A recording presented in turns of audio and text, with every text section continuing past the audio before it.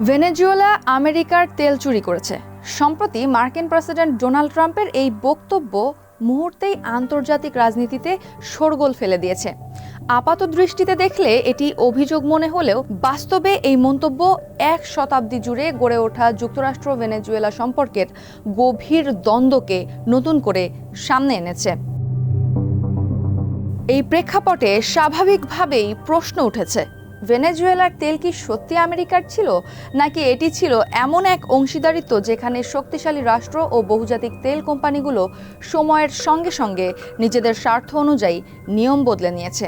এই প্রশ্নের উত্তর খুঁজতে হলে ফিরে যেতে হবে প্রায় 100 বছর আগের এক ঐতিহাসিক সকালে, যেদিন ভেনেজুয়েলার এক প্রত্যন্ত প্রান্তে হঠাৎ করেই মাটি ফেটে আকাশের দিকে উঠে আসে আগুনের বিশাল স্তম্ভ, আর সেই সঙ্গে জন্ম নেয় লাতিন আমেরিকার তেল নির্ভর রাজনীতির দীর্ঘ সংঘাতপূর্ণ অধ্যায়।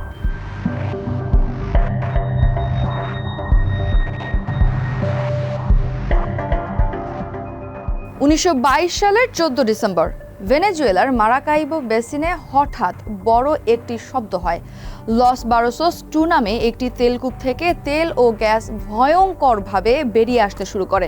সেই তেল প্রায় 200 ফুট পর্যন্ত উপরে ওঠে। এই ঘটনার পর পাশের লা রোসা গ্রামের মানুষ খুব ভয় পেয়ে যায়।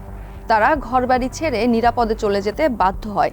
তেলকূপটি 1 সপ্তাহের বেশি সময় ধরে নিয়ন্ত্রণের বাইরে ছিল। তেল আর গ্যাস থামানো যাচ্ছিল না। এতে মাটি ও পানিতে তেল ছড়িয়ে পড়ে পরিবেশের বড় ক্ষতি হয়। কেউই তখন বুঝে উঠতে পারেনি এই ঘটনা ভবিষ্যতে ভেনেজুয়েলার জীবন পুরোপুরি বদলে দেবে। তবে এই ভয়ঙ্কর ঘটনার মধ্য দিয়েই ভেনেজুয়েলার তেলের যুগ শুরু হয়। এই আবিষ্কারের পর দেশটি ধীরে ধীরে বিশ্বের অন্যতম বড় তেল উৎপাদনকারী দেশে পরিণত হয়। তেল ভেনেজুয়েলাকে অনেক সম্পদ দিয়েছে, আবার একই সঙ্গে দেশের রাজনীতি, অর্থনীতি ও সমাজে বহু সমস্যাও ডেকে এনেছে।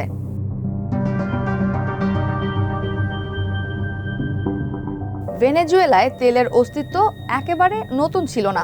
15 শতাব্দীতেই স্প্যানিশ অভিযাত্রীরা লক্ষ্য করেছিলেন আদিবাসীরা আগুন জ্বালাতে তেল এবং নৌকা জোড়া লাগাতে প্রাকৃতিক ডামার ব্যবহার করত।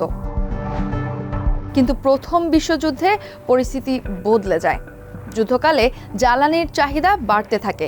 পশ্চিমা দেশগুলো তেল সংকটের আশঙ্কা করতে শুরু করে। ঠিক সেই সময় বিদেশি তেল কোম্পানিগুলোর নজর পড়ে ভেনেজুয়েলার উপর। 1910-এর দশকে রয়্যাল ডাচ শেলের সহযোগী প্রতিষ্ঠান ভেনেজুয়েলা অয়েল কনসেশনস এই অঞ্চলে জরিপ করলেও তখন বড় কোনো সাফল্য পায়নি। অবশেষে 1922 সালে 31 জুলাই তারা পরিত্যক্ত লস বারোসোস 2 কূপে গভীর খননের সিদ্ধান্ত নেয় এবং এর কয়েক মাস পরই সেই ঐতিহাসিক বিস্ফোরণ ঘটে।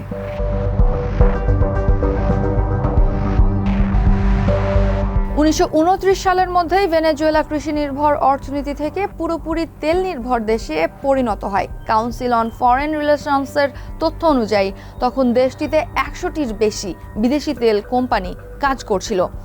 যুক্তরাষ্ট্রের পর ভেনেজুয়েলাই হয়ে ওঠে বিশ্বের দ্বিতীয় বৃহত্তম তেল উৎপাদক। তৎকালীন স্বৈরশাসক জেনারেল জুয়ান ভিসেন্ট গোমেজ বিদেশি বিনিয়োগকে স্বাগত জানালেও সাধারণ মানুষ ও রাষ্ট্র বুঝতে শুরু করে তাদের সম্পদ থেকে লাভের সিংহভাগ যাচ্ছে বিদেশি কোম্পানিগুলোর হাতে। এই অসন্তোষের থেকেই 1943 সালে ভেনেজুয়েলায় আসে হাইড্রোকার্বন আইন, যার মাধ্যমে বিদেশি কোম্পানিগুলোকে তাদের লাভের অর্ধেক ভেনেজুয়েলার সরকারের কাছে দিতে বাধ্য করা হয়। এই আইনের পরও তারা থেকে যায়, কারণ ভেনেজুয়েলার তেল ছিল বিপুল, সস্তা এবং যুক্তরাষ্ট্রের খুব কাছেই।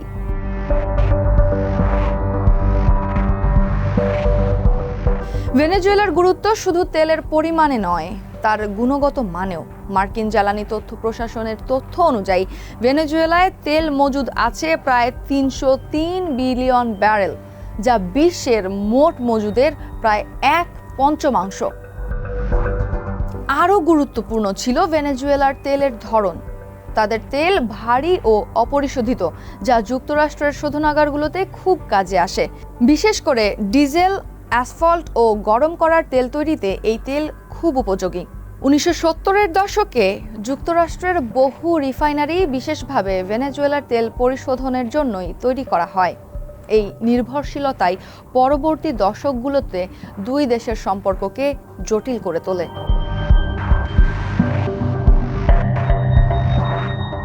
1953 সালে ভেনেজুয়েলা গণতন্ত্রে প্রবেশ করে এবং যুক্তরাষ্ট্রের ঘনিষ্ঠ মিত্রে পরিণত হয়। 1963 সালে তৎকালীন মার্কিন প্রেসিডেন্ট জন এফ কেনেডি দেশটিকে আমেরিকার সেরা বন্ধু বলে অভিহিত করেন। কিন্তু 1960 সালে ভেনেজুয়েলা ইরান, ইরাক, কুয়েত ও সৌদি আরবের সঙ্গে মিলিত হয়ে ওপেক প্রতিষ্ঠা করে। এই পদক্ষেপ দেশটিকে বৈশ্বিক তেল রাজনীতিতে নতুন শক্তি দেয়। এছাড়া একই বছরে ভেনেজুয়েলা নিজস্ব তেল কোম্পানি গঠন করে এবং বিদেশি কোম্পানির ওপর কর 65% বৃদ্ধি করে। 1976 সালে ভেনেজুয়েলার তৎকালীন president Carlos Andres phrase PDVSA প্রতিষ্ঠা করেন, যেখানে বিদেশি কোম্পানির সঙ্গে যৌথ উদ্যোগে রাষ্ট্রের মালিকানা 60% উন্নীত হয়।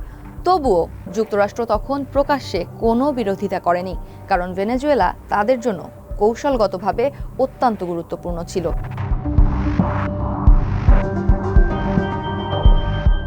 1999 সালে হুগো চাভেজ ক্ষমতায় এসে ভেনেজুয়েলাকে সমাজতান্ত্রিক রাষ্ট্রে রূপ দেন।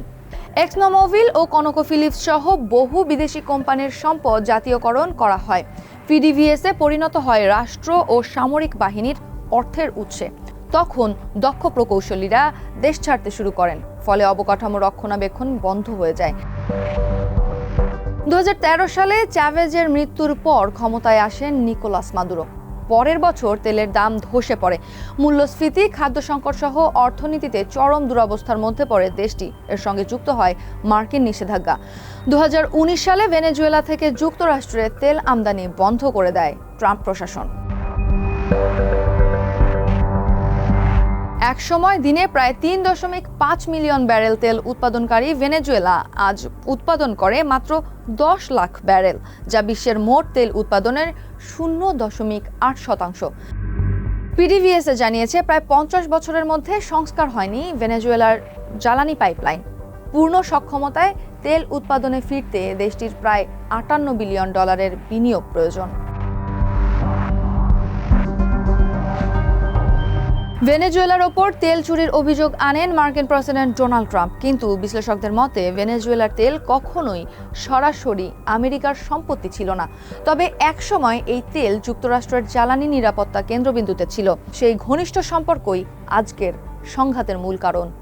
এক শতাব্দী আগে যে তেল ভেনেজুয়েলাকে বিশ্ব মানচিত্রে পরিচিত করেছিল, সেই তেলই আজ প্রশ্ন তুলেছে ক্ষমতা, মালিকানা এবং ইতিহাস আসলে কার।